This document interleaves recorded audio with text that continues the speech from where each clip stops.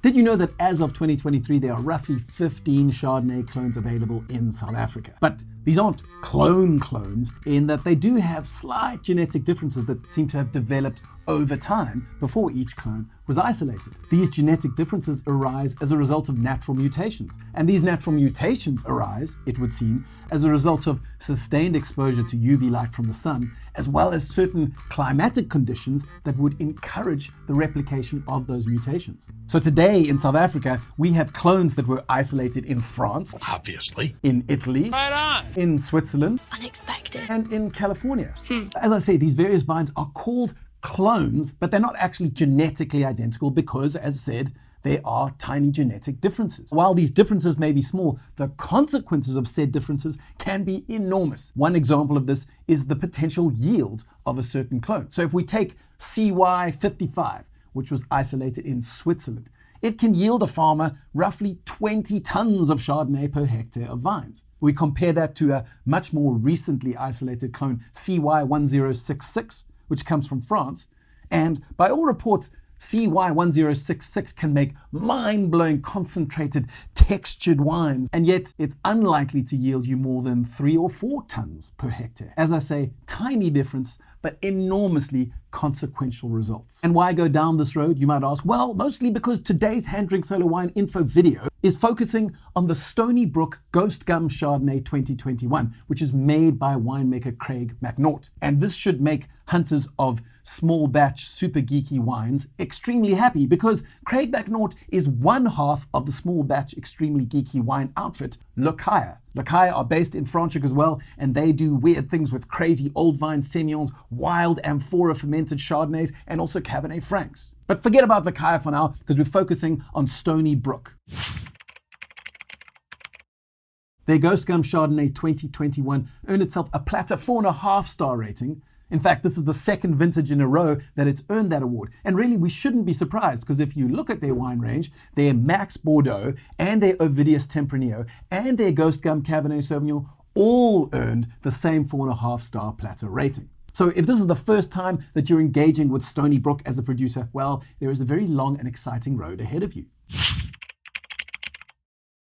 Stony Brook is a small estate stretched out over the foothills of the Franchoek Mountains, and it sits at an elevation of about 350 meters above sea level. It's part of a lovely stretch of really premium vineyards called the Franschhoek Southern Rim. This patch of land includes Boerhoek and is home to producers like Boekenhout's, the now world-famous Lochaline vineyards, which provide fruit for winemakers like Jean Smit from Damascene and Chris Ulheit from Ulheit Wines. It's also home to the multi-award-winning newcomers Wildeburg, as well as the biodynamic disciples Haute Espoir. The property of Stony Brook was bought by Nigel and Joy McNaught back in 1995, but it was only in 2011 that Craig McNaught, their son, came on board as both a director and a winemaker.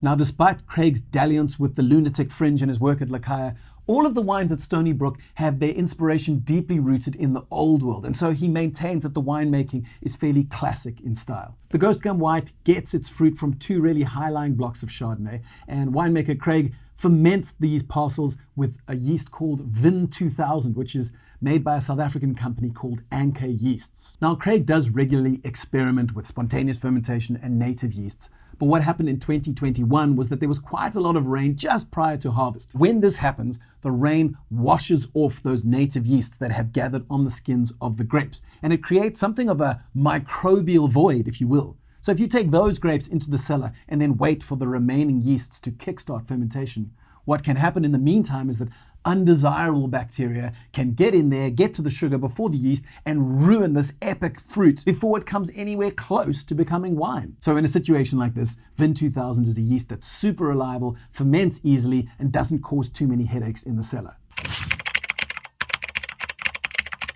So when we finally get into the glass and give this guy a sniff, well, those old world inspirations that we spoke about earlier really come to the fore. Up front, there's quite a serious nose of mineral chalk dust and also some gravel.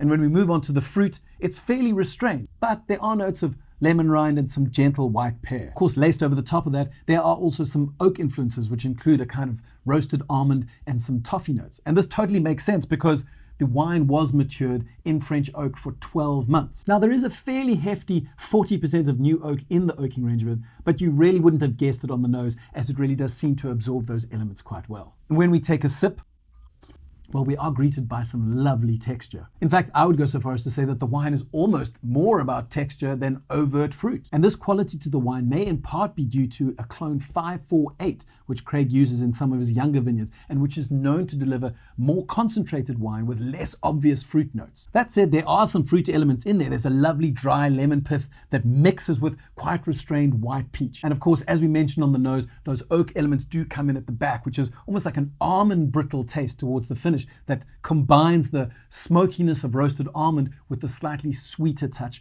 of toffee. It really is quite a classy wine. Okay, so that's all we have time for today. But if you have any questions about Stony Brook or Craig McNaught or Franchhoek Southern Rim, leave a comment on the website and I will get back to you as soon as possible. And if you enjoyed the video, then support us on Patreon and subscribe to the HanDrinksSolo YouTube channel, where we publish at least 6 videos each month on things like wine science, wine history, unusual cultivars, and some of the rising winemaking stars that are coming out of the unique South African winelands.